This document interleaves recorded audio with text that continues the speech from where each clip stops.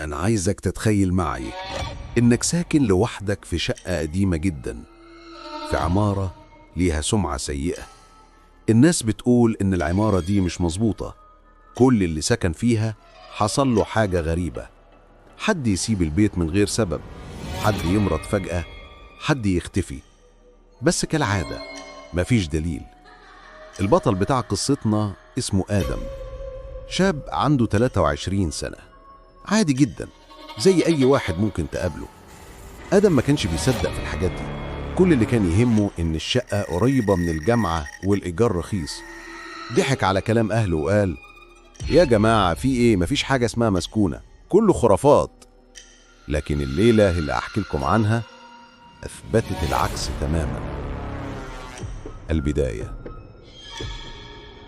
الساعة كانت 2 بعد نص الليل. الدنيا بره مطر خفيف والشارع هادي بطريقة مش طبيعية. آدم قاعد بيذاكر على المكتب، عينه نص نايمة من التعب. وفجأة سمع صوت خطوات تقيلة جدا فوق سقف شقته. هو استغرب لأن الدور اللي فوقيه فاضي من سنين. حاول يبرر لنفسه، يمكن قطة، يمكن تخيلات. لكن الخطوات ما وقفتش، بالعكس بقت أبطأ وأقرب، كأن في حد بيتجول ببطء شديد. أول علامة. آدم اتوتر، مسك موبايله وفتح الباب يطمن على السلم. السلم ساكت، مفيش أي صوت. رجع جوه وهو بيضحك على نفسه. إيه يا عم آدم، أوهام. لكن في اللحظة دي سمع صوت تاني، بس المرة دي مش من فوق. الصوت جاي من جوه الشقة. الكرسي. فتح باب الأوضة التانية، لقي الكرسي الخشب اللي بيركنه في الركن بيتأرجح لوحده، رايح جاي رايح جاي. جسمه كله اتجمد. حاول يقنع نفسه، طيارات هوا بس كده. وهو بيقفل الباب بسرعة سمع همس ورا بيقول: ليه قفلت الباب؟ آدم لف بسرعة، مفيش أي حد. المراية. قرر يسيب الشقة فورا. وهو بيلبس شبشبه عند الباب بص في المراية اللي جنبه ولقى انعكاس مش انعكاسه. راجل طويل جدا ووشه مش واضح غير عينين حمرة بتلمع. آدم اتجمد مكانه، لف بسرعة يشوف، مفيش حاجة. لكن المراية فضلت توريه الشكل ثواني قبل ما يختفي. وفجأة الباب اتقفل بعنف لوحده. انقطاع النور. الكهرباء قطعت، العمارة كلها غرقت في الضلمة. آدم فتح كشاف الموبايل لكن الغرفة حواليه اتغيرت.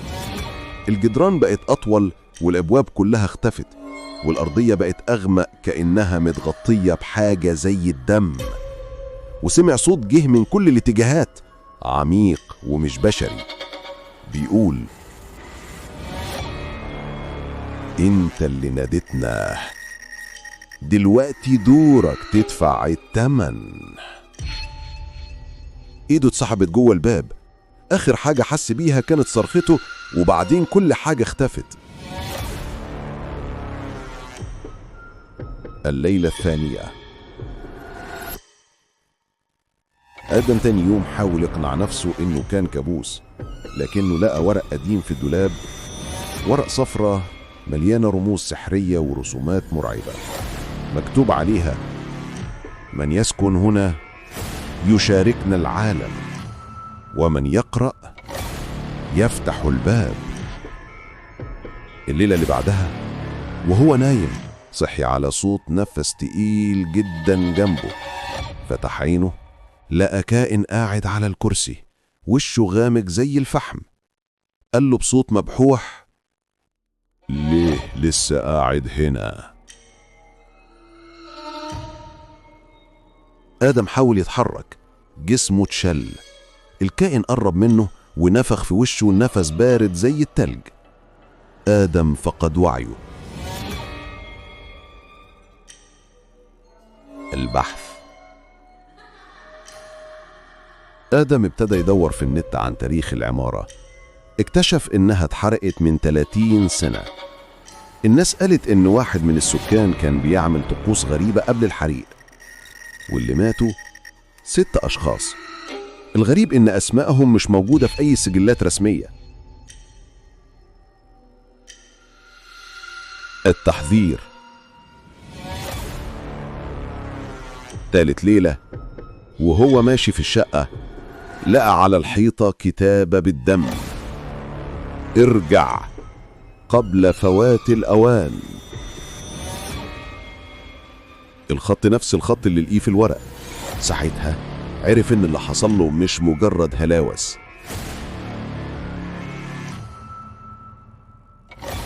البوابة.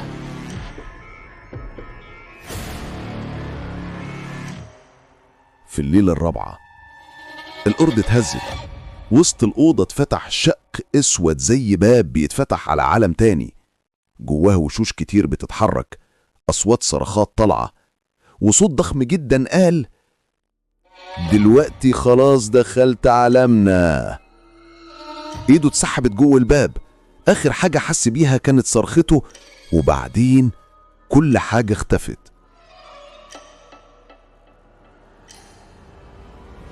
النهاية. تاني يوم الجيران سمعوا الصوت. طلعوا يطمنوا، لقيوا الشقة فاضية. الباب مقفول، لكن من جوه متغطي برموز مرسومة بالدم. ومن ساعتها أي حد بيسكن الشقة بيسمع نفس الخطوات، نفس الهمسات، كل يوم الساعة 2 بالليل. وأكتر حاجة مرعبة، أي حد يبص في مرايات الشقة يلاقي صورة شاب واقف ساكت، عينيها حمراء. آدم. لو عجبتك القصة